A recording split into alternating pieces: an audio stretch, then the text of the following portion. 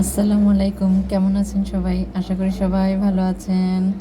তো ফারহানা আক্তার মুন্নির ব্লগে সবাইকে স্বাগতম। তো আজকে নতুন আরেকটি ব্লগ নিয়ে আপনাদের সামনে আসলাম।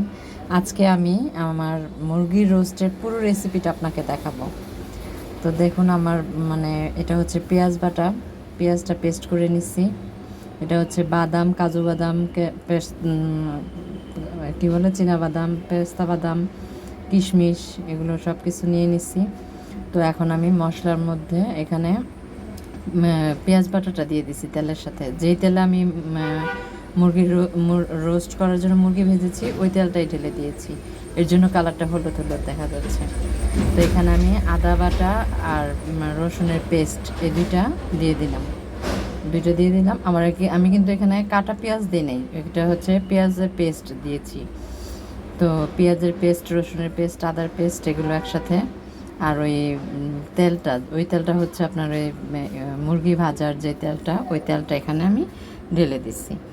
তো এই তেলে ভালো করে এটাকে মশলাটাকে কষাইতে হবে, খুব ভালো করে কষাইতে হবে, অল্প আছে কষাইতে হবে যেন লেগে না যায়। আর এখন আমি রেডি মিক্সড রাঁধুনি মুরগি রোস্টের মশলাটা এটা আমি ঢেলে দেবো এখানে। হালকা একটু পানি দিয়ে নিচ্ছি, এখন রোস্টের মশলাটা ঢেলে দিলাম। এটা দিয়ে মানে অনবরত আপনার নাড়তে হবে। অনবরত নাড়ার কারণটা হলো নিচে লেগে গেলে তো গন্ধ আসবে। এখানে আমি ধনিয়ার গুঁড়া দিলাম একটু, তারপরে রেগুলার যে মশলাটা, মরিচের গুঁড়া, তারপর আপনার হচ্ছে একটু জিরার গুঁড়া দিলাম, আর একটু দিয়েছি হলো আপনার আমি ঘরে যে মশলাটা বানিয়েছি এই মশলাটা। আমি গরম মশলা দিই এখানে, কারণ এই মশলাটার মধ্যে আপনার গরম মশলা আছে। তো হালকা একটু পানি দিয়ে নিচ্ছি, আমি একটু একটু করে গরম পানি দিতেছি। এটা হচ্ছে পেঁয়াজের বেরেস্তা দিয়ে আমি ভালো করে এটাকে করে নিব, কষাবো, ভালো করে কষাবো। পানি কম দিয়ে কষাইতে হবে আপনার, পানি কম দিয়ে কষাইতে হবে। টমেটোর সস দিয়ে দিলাম, অল্প একটু টমেটো সস দিলাম। তো এটাকে এখন আমি ভালো করে কষাবো, নাড়ার মধ্যেই থাকতে হবে আপনার। এখানে আমি একটু দুধ দিয়ে দিলাম। আমি এখানে আড়ঙের লিকুইড দুধটা নিচ্ছি, এখানে অর্ধেকটা দিচ্ছি, আর বাকি অর্ধেকটা রাখছি আমি দই বানানোর জন্য। যাদের ঘরে টক দই আছে তারা ভালো, সমস্যা নাই। আর টক দই না থাকলে আপনি লিকুইড দুধ দিয়ে আর লেবু দিয়ে আপনি এটাকে টক দইটা বানায় নিতে পারেন। আমি ওইটাই করছি, লেবু দিয়ে আর লিকুইড দুধটাকে করে নিচ্ছি, টক দই বানিয়ে নিচ্ছি। তো এটাকে ভালোভাবে আপনার নাড়তে হবে যেন এটা নাড়ার মধ্যেই কষবে। হালকা আছে এটাকে আপনার নাড়তে হবে, তো যেন লেগে না যায়, লেগে গেলেই সমস্যা। এই যে আমি এখন দইটা বানিয়ে নিচ্ছি, দুধের মধ্যে লেবু দিয়ে দইটা বানিয়ে নিলাম। এই দইটা আমি এটার মধ্যে, রোস্টের মধ্যে অ্যাড করব। আর যাদের টক দই আছে তারা টক দই দিতে পারেন, ভালো।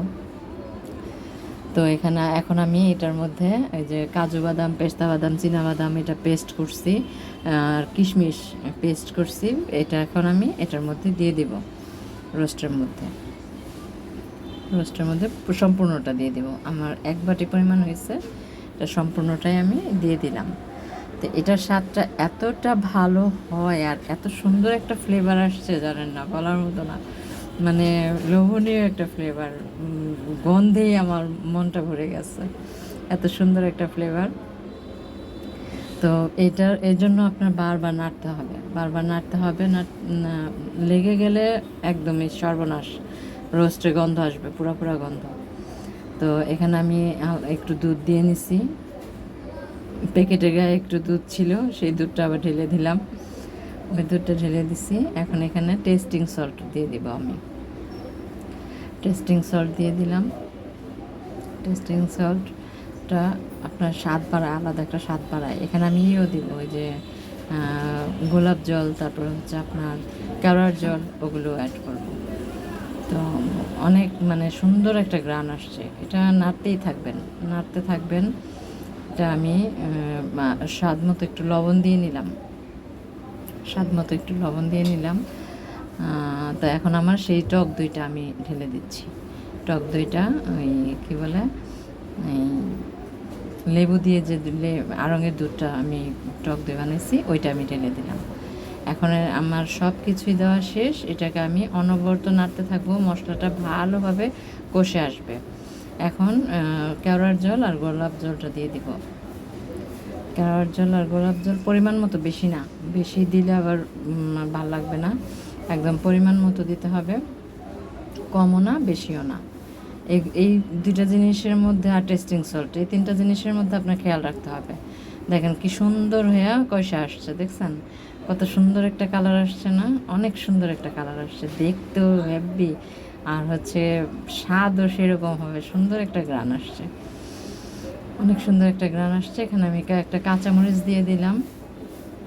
এখন আমি মুরগির রোস্টগুলো এক এক করে ছেড়ে দিচ্ছি, এক এক করে মুরগির রোস্টগুলো ছেড়ে দিচ্ছি। সবগুলো আমি ঢেলে দিলাম। তো আমার হাঁড়িটা একটু ছোট হয়ে গেছে মনে হয়, তাই না? আপনারা একটু বড় হাঁড়ি নিয়ে নেবেন। আমার ভুল হয়ে গেছে, একটু বড় হাঁড়ি নেওয়ার দরকার ছিল। তো যাই হোক, বুঝতে পারিনি প্রথমে। তো এখন আমি এর মধ্যে একটু পানি দিব, কারণ এই মশলাটা তো বেশি ঘন হয়ে গেছে। ঘন হয়েছে ঠিক আছে, কিন্তু একটু পানি দিলে ঝোলটা হবে। আর আমার ভাতিজা আছে, সে আবার একটু ঝোল ঝোল খাবে, এজন্য আমি এখানে একটু পানি দিয়ে নিব। একটু স্বাদ মতো চিনি দিয়ে নিলাম, এটা স্বাদ মতো চিনি দিলাম। আর এখানে আমি গরম পানি অ্যাড করছি, গরম পানি অ্যাড করছি ঝোলের জন্য। রোস্টে তো ঝোল হয় না জানি, তারপরেও আমাদের ঘরে আবার সবাই একটু ঝোল ঝোল পছন্দ করে, তো যে কারণে আপনারা ঝোল না দিলেও পারেন, পানি না দিলেও পারেন, কিন্তু আমি একটু দিয়ে নিচ্ছি। দেওয়ার কারণে ঝোলটা একটু হবে, ঝোলটা দিয়ে খেতে ভাল লাগবে। গরম পানিটা ইউজ করছি। দেখেন কত সুন্দর একটা কালার আসছে, তাই না? আমার রোস্টটা কেমন হলো সবাই আমার কমেন্টে জানাবেন। আর ভিডিওটি ভালো লাগলে একটা লাইক করে দিবেন, আর সবাই আমার ভিডিওটাকে একটু সাবস্ক্রাইব করবেন প্লিজ প্লিজ প্লিজ। আমি এখন একটু ঘি দিয়ে নিলাম, ঘি দিয়ে নিলাম। তো কমপ্লিট আমার রোস্ট।